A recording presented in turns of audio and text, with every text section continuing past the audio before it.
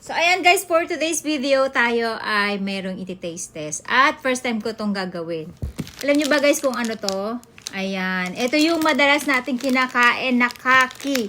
Yung fruits na persimmon. Yes, ito yun guys. Kasi nga hindi na season ng persimmon ngayon. So, mahirap na maghanap. At bakit ko kailangan ng persimmon guys? Kasi nga alam nyo yung pagda-diet namin ni Papa ngayon, di ba nagtuturok kami ng ng Ugovi o yung pangpapayat. Alam nyo lahat, lately, naging bempi kami ni Papa. Kaya hirap ako magpupo. Alam nyo ba, nagpapapupo lang sa akin ito. Kapag kumain ako ng persimmon, automatic yung 2 times a day guys na pupupo talaga ako. Pero lately, hindi talaga. Kasi nga hindi nga ako makain lately. Tapos, parang hindi ka nagugutom, hindi ka nauuhaw. Kaya nga nakalagay doon guys, ay kailangan mag-iinom ka ng tubig kasi magkakaroon ka ng constipation. Tapos, first time ko tong titikman guys, hindi pa ako nakatikim nito sa tanang buhay ko dito. Kasi nga ang mahal, alam nyo ba tong piraso na to? 6 na piraso lang yan. Nagkakahalaga na siya ng 800 yen or 350 pesos. Ito guys, yung persimmon na siya yung paghilaw pa or matigas pa, mapakla, sobra, hindi nyo makakain. Pang dry talaga siya. Ayan, ganyan yung itsura niya. Para siyang candy, di ba? Yung itsura niya at mukha siyang masarap. Patik din yung bata dyan. So, titingnan natin kung ano itsura niya sa loob. At hoping masarap siya, guys. Kasi may nakikita ko nito, napapanood ko talaga. Ang niya sa loob, ang ganda niya sa loob, ang creamy.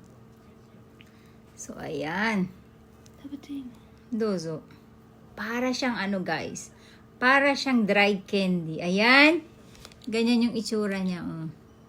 Tapos yung nasa labas niya, hindi ko alam kung natural asukal niya yan o parang dinip siya sa powdered sugar. Itadakimasu guys. Ayan. Tikman natin. Ang chewy yan. Ang sarap guys. Ang sarap niya. Hindi siya ganun katamis. In fairness, tingnan natin yung sa labas. Titignan ko kung ano ito nasa labas. Didilaan ko lang. Para siyang sinawsaw sa asukal. Kasi yung iba neto guys, kahit anong sobrang tamis, kasi gumawa ako neto, sobrang tamis nung ganito ko. Pero hindi siya nag-white na ganito. Siguro to, baka binilot sa asukal para magkaroon ng kristal habang natutuyo. Sarap guys. At in fairness, ang ganda ng pagkakagawa nila. Kakahalaga ng 150 ang isang peraso niya guys. And I think masarap tong gamitin sa paggawa ng bread. Tatry natin guys. Maghahalo tayo nito sa tinapay. Sarap. Para na kayong kumunguya guys din ng na chewy na kamote. Ganon yung lasa niya. Masarap siya in fairness. Kahit na mahal siya, try nyo din pagka nakakita kayo nito sa supermarket.